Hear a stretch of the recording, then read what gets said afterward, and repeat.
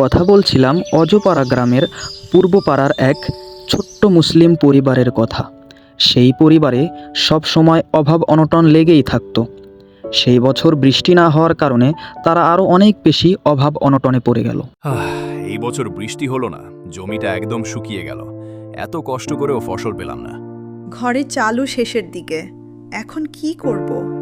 আম্মা, আমরা কি না খেয়ে থাকবো? না রে বাবা, যত কষ্টই হোক তোদের না খায় রাখবো না। শোনো, শুধু চাষ করে তো আর চলবে না, আমাদের অন্য কিছু ভাবতে হবে। কিন্তু কি করব? সরকার থেকে কৃষকদের জন্য কিছু সাহায্য দেয় না? আমরা খোঁজ নিতে পারি। আমার স্যার বলছিল এখন নাকি কৃষকদের জন্য নতুন নতুন সুবিধা আছে। তাহলে কালই ইউনিয়ন অফিসে যাব। 2 দিন পরের কথা, গরিব কৃষকটি ইউনিয়ন অফিসে যায় ও চাষের জন্য কিছু গাজরের বীজ সরকারি তহবিল থেকে অনুদান পায়। শোনো, আমি কিছু বীজ আর সাহায্য পেয়েছি, এখন আমরা আবার শুরু করতে পারবো।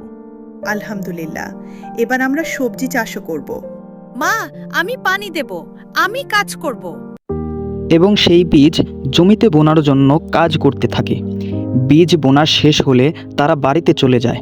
বেশ অল্প সময়েই অনেক পরিশ্রম ও দেখভালের কারণে ক্ষেতের গাজরগুলো অনেক দ্রুত বড় হতে থাকে।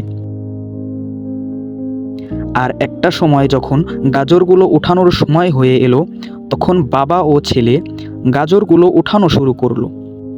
মার্কেটে গাজরের বেশ চাহিদা থাকায় অল্প কিছু গাজর বেশ অনেক টাকায় বিক্রি করে।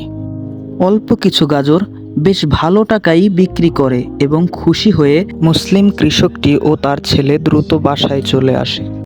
আম্মা, আজ আমরা অনেক সবজি বিক্রি করেছি।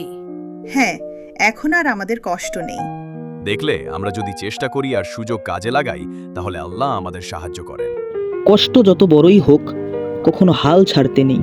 সঠিক সিদ্ধান্ত জীবন সহজ করে দিতে পারে। একসাথে পরিশ্রম করলে গরিব পরিবারও দ্রুত সচ্ছল হতে পারে। শেষে একটি কথাই বলবো, এই ভিডিওটি কেমন হয়েছে অবশ্যই কমেন্ট করে জানাবেন। ধন্যবাদ।